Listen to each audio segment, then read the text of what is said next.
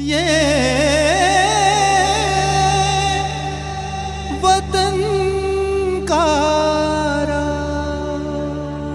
वतन का राग सुनने वाले सभी श्रोताओं को हमारा नमस्कार। एक 20 साल का नवयुवक उत्तर प्रदेश के मुजफ्फरनगर से निकला और 8 अगस्त 1942 को बंबई पहुंचा। गांधी जी ने करो या मरो का मंत्र दिया अपने लंबे व्याख्यान में। ये युवक भी हजारों नवयुवाओं के साथ गांधी जी के संकल्प में भागीदार हो गया। उस दिन से मृत्यु पर्यंत गांधीवाद का विचार उनका साथी रहा, उनकी कर्मठता की प्रेरणा बना। ये युवक थे श्री धर्मपाल, जो 19 फरवरी सन 1922 को मुजफ्फरनगर के पास कांधला गांव में जन्मे थे। देश और समाज की सेवा का व्रत बहुत कम उम्र में ही वे ले चुके थे। गांधी जी की सभा के बाद दिल्ली लौटने में उन्हें 3-4 दिन लग गए, क्योंकि सरकार ने बंबई से सारी रेलगाड़ियों का परिचालन बंद कर दिया था। दिल्ली लौटकर धर्मपाल जी आंदोलन से जुड़ गए। 1943 में बंबई आए, आंदोलन का साहित्य लिया और वापस लौटे।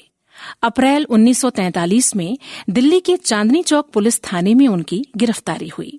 उन्हें अलग अलग थानों में रखा गया। गहन पूछताछ हुई, सारे संपर्कों की जानकारी ली, खूब धमकाया भी। जून सन 1943 में सरकार ने उन्हें दिल्ली से निष्कासित कर दिया। ये निष्कासन 1 साल की अवधि के बाद समाप्त हुआ। धर्मपाल जी का मन गांव में बसकर कुछ ठोस काम करने का था। कुछ दिन धर्मपाल जी गोरखपुर के पास अपने एक मित्र के फार्म में रहे। फिर मित्रों की सलाह पर मीरा बहन से मिले, जो हरिद्वार के पास एक आश्रम का निर्माण कर रही थीं। अक्टूबर 1944 में धर्मपाल जी इस किसान आश्रम के निवासी बन गए। यहाँ रहकर उन्होंने ग्राम जीवन, उसकी परंपराओं और समस्याओं को देखा और समझा। 3 साल तक किसान आश्रम में काम करने के बाद धर्मपाल जी दिल्ली आ गए। यहाँ पाकिस्तान से आए शरणार्थियों के पुनर्वासन के काम में वो जुट गए। इस बीच उनका परिचय डॉक्टर राम मनोहर लोहिया और कमला देवी चट्टोपाध्याय से हुआ। उन दिनों इजराइल का पुनर्निर्माण हो रहा था। विश्व युद्ध के बाद यहूदी लोग अपने देश को बनाने में जुटे थे। उनका काम देखने के लिए धर्मपाल जी इंग्लैंड होते हुए इजराइल गए। वहां से लौटकर फिर मीरा बहन के पास ऋषिकेश पहुंचे, जो पास में एक नए गांव बापू ग्राम का निर्माण कर रही थीं। घनघोर जंगल और कठिन परिस्थितियों में इसे बनाया जा रहा था।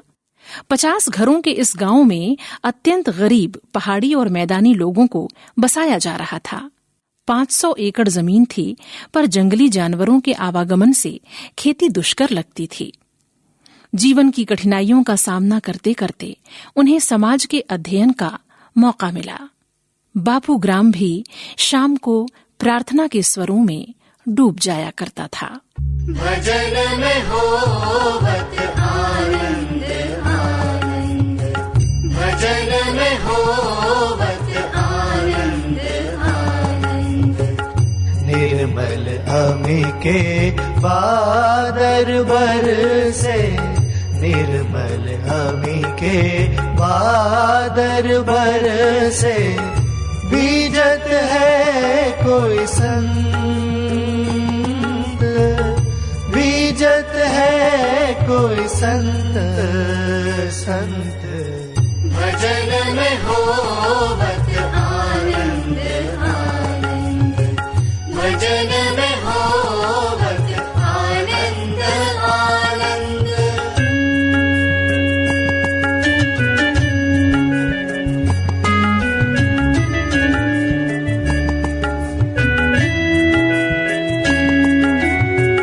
अगर बास जहाँ तत की नदिया, मानो धारा गंग।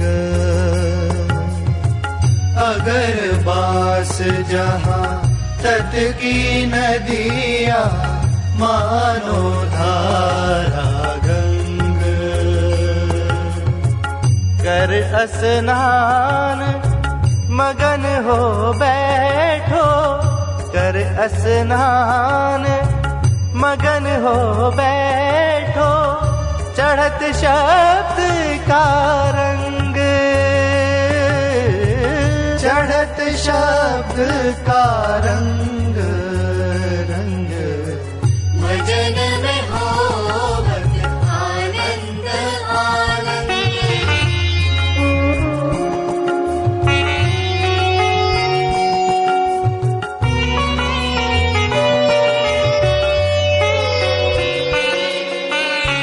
रोम रोम में अमृत भीना पारस परसत अंग। रोम रोम में अमृत भीना पारस परसत अंग। शब्द गहो जीव संशय नाही, शब्द गहो जीव संशय नाही। साहब तेरे संग, साहब तेरे संग संग। भजन में होवत आनंद आनंद।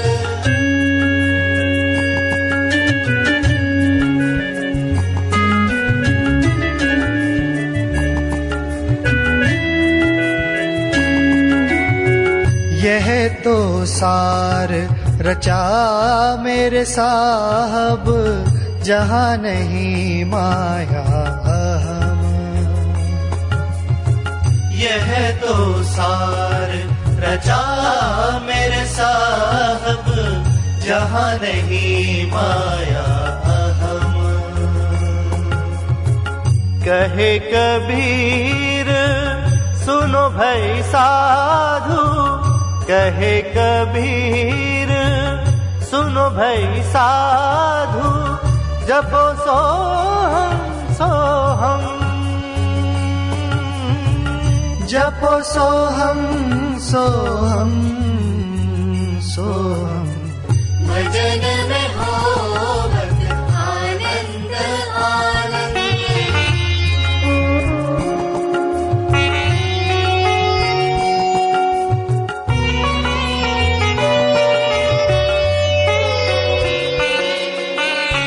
रोम रोम में अमृत भीना पारस परसत अंग। रोम रोम में अमृत भीना पारस परसत अंग। शब्द गहो जीव संशय नाही, शब्द गहो जीव संशय नाही। साहब तेरे संग, साहब तेरे संग संग। भजन में होवत आनंद आनंद।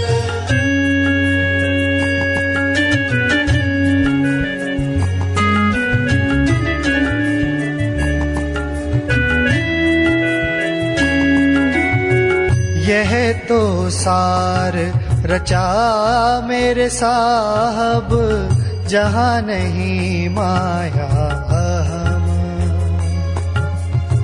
यह तो सार रचा मेरे साहब, जहाँ नहीं माया अहम। कहे कबीर सुनो भाई साधु, कहे कबीर सुनो भाई साधु। जपो सोहम सोहम, जपो सोहम सोहम सोहम। भजन में होवत आनंद आनंद। भजन में हो। धर्मपाल जी महात्मा गांधी की अंतर्दृष्टि के बड़े प्रशंसक थे। इसी को आधार बनाकर उन्होंने भारतीय समाज का विभिन्न दृष्टिकोणों से अध्ययन करना शुरू किया। भारत की पुरातन संपदा, सांस्कृतिक वैभव और सामाजिक आधार के उन कारणों को उन्होंने खोजना शुरू किया जो इसके मूल में थे। फिर अंग्रेजों ने किस तरह मूल के इन विचारों को तोड़कर अपने लिए जगह बनाई और भारतीयता पर प्रहार किया।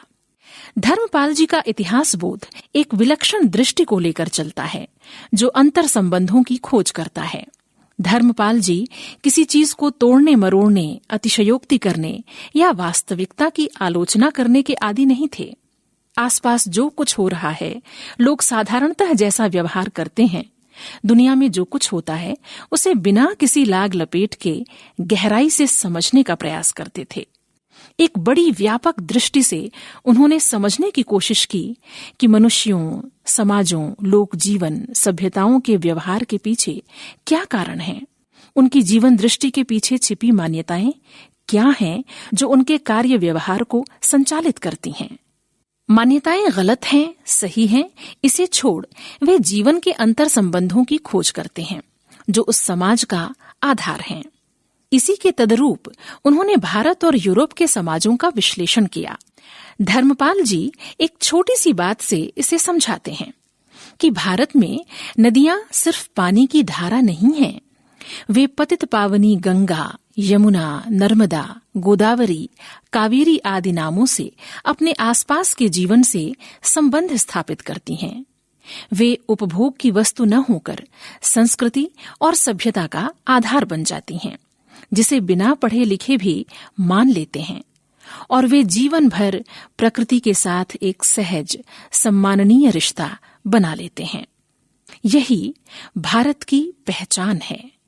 धर्मपाल जी ने पूरे देश के भ्रमण और विशद अध्ययन के बाद ये स्थापना दी कि भारत 100-125 सांस्कृतिक इकाइयों का देश है। सबकी अपनी अपनी मान्यताएं हैं, अपनी अपनी परंपराएं हैं। इसका अध्ययन जरूरी है, क्योंकि इसकी बुनियाद पर ही हम अपनी आधुनिकता और विकास का ढांचा खड़ा कर सकते हैं। भारत के विभिन्न जातीय समुदायों का अध्ययन और उनके आपसी संबंधों की पड़ताल महत्वपूर्ण है। धर्मपाल जी सन 1958 से 1964 तक अवार्ड नामक संस्था के सचिव रहे। इसके माध्यम से उन्हें देश भर की पंचायती राज संस्थाओं को देखने समझने का अवसर मिला। इस बीच उन्हें कुछ रोचक अनुभव भी हुए। उन्हें पता लगा कि दक्षिण के गांवों में समुदायम परंपरा आज भी जारी है। ऐसे ही 20 बिस्वा पंचायत का पता लगा, जो सरकारी पंचायत से अलग है। यहाँ बिना पढ़े लिखे लोग अपना स्वतंत्र निर्णय लेते हैं और अपने गांव, समाज को संपन्न और सुखी रखने के लिए सामूहिकता से काम करते हैं। यही उनकी मातृभूमि है, उनका देश है।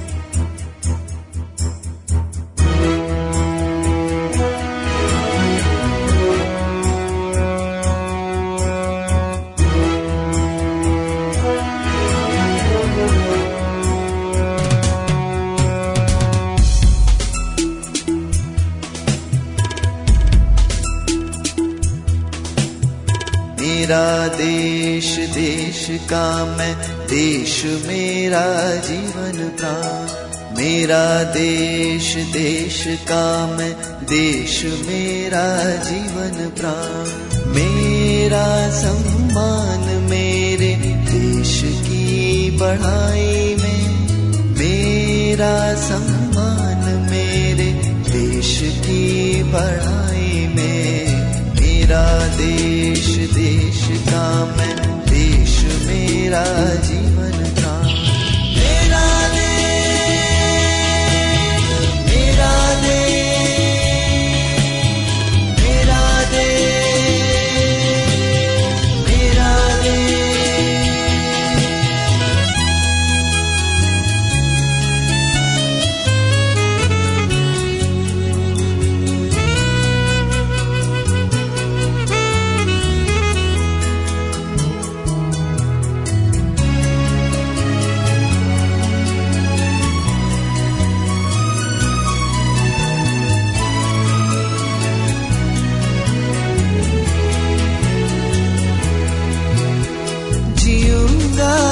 स्वदेश हित मरूंगा स्वदेश काज, देश के लिए कभी करूंगा ना बुराई मैं।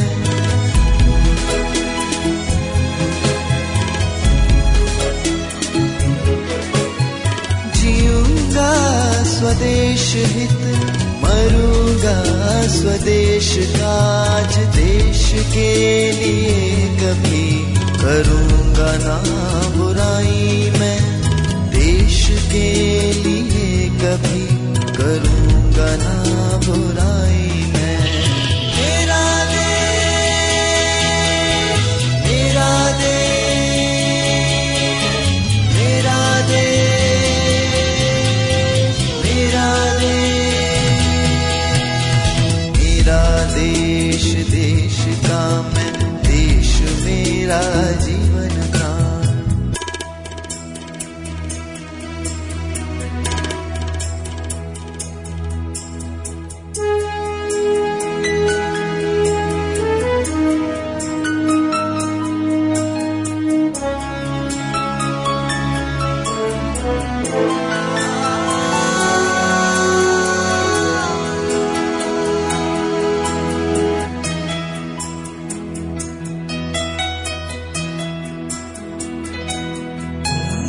भीषण भयंकर प्रसंग में भी भूलूंगा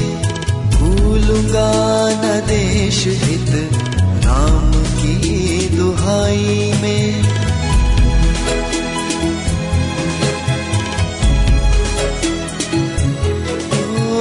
जब लौ रहेगी सांस, सर्वस्व लगा दूंगा, देश को भी झुका लूंगा देश की भलाई में।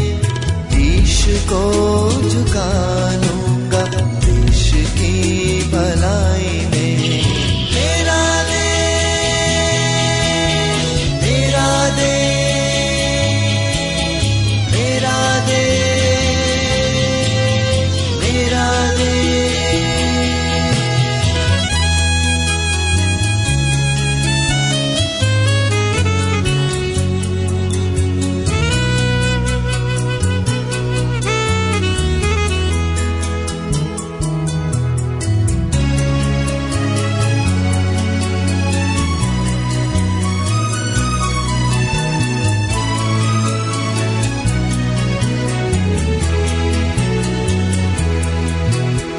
मेरे अंग रंग चढ़े देश प्रेम को, और रंग भंग होके बढ़े जा तराई में।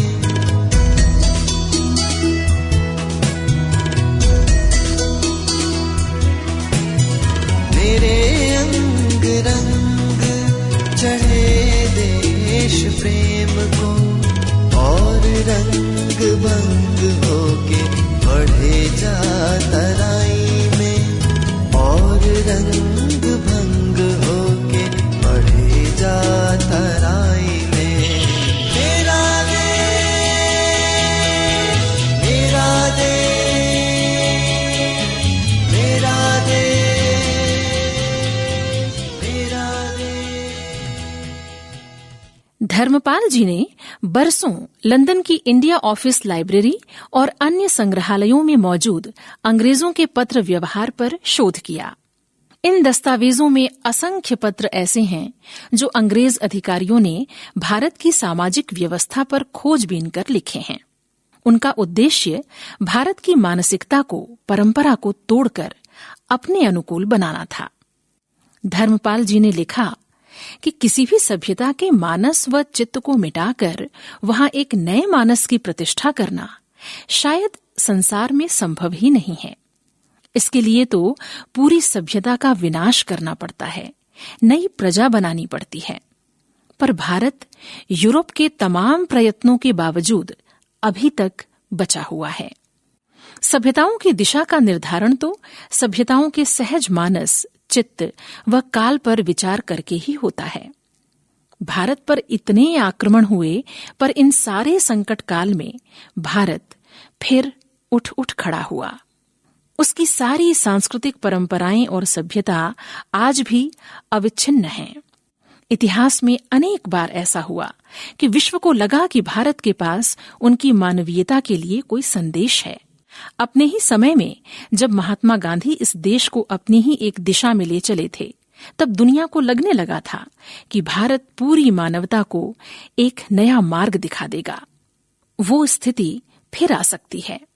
अपने लेख भारत का स्वधर्म में धर्मपाल जी बार बार गांधी जी के हिंद स्वराज का स्मरण करते हुए लिखते हैं, भारतीय बुद्धि और मन की संरचना सौमनस्य और सहजीवन, सह अस्तित्व, अपने वैविध्य और बहुरूपता में जीने की है।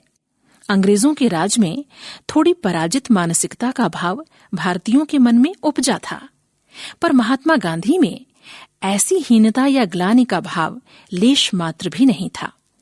गांधी जी का मानना था कि इस देश के वृहत समाज में बहुत सारे गुण हैं, अच्छाइयों और बुराइयों के होते हुए भी आंतरिक सामर्थ्य है।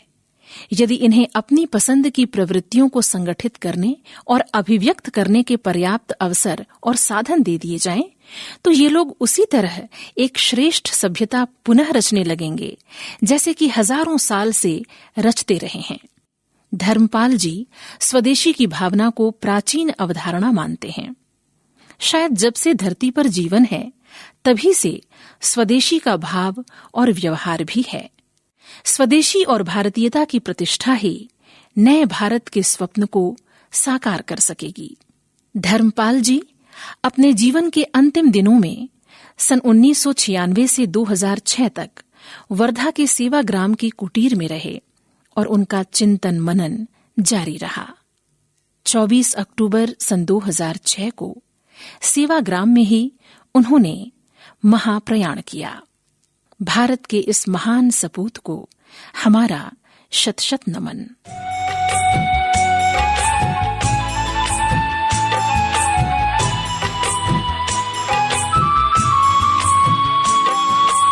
राम राम राम नाम सोई गुण गावे, राम राम राम नाम सोई गुण गावे। आप मारी पवन जारी गगना गर जावे, राम राम राम नाम सोई गुण गावे, राम राम राम नाम सोई गुण गावे।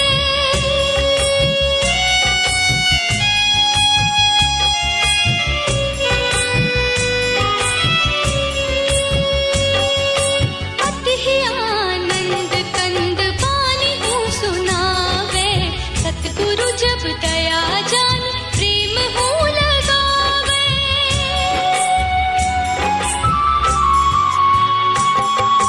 अति ही आनंद कंद पानी हूँ सुनावे, सतगुरु जब दया जान प्रेम हूँ लगावे। अगम ज्योति झरत मोती झिलमिल झररावे, चित चकोर निरखी ज्योति आप में समावे। राम राम राम नाम सोई गुण गावे, राम राम राम नाम सोई गुण गावे।